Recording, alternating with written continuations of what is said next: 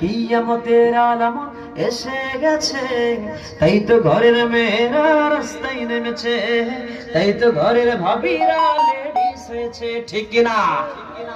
হাট বাজারে মার্কেটে যান দেখবেন শুধুই নারী, বহু রূপে সেজে তারা করছে দোকানদারি, সব কিছুতে আছে নারী, কেউ বা চালাই হোন্ডা গাড়ি, কেউ বা আবার অফিস আদালতে বেপর্দা হয়ে চাকরি করেছে।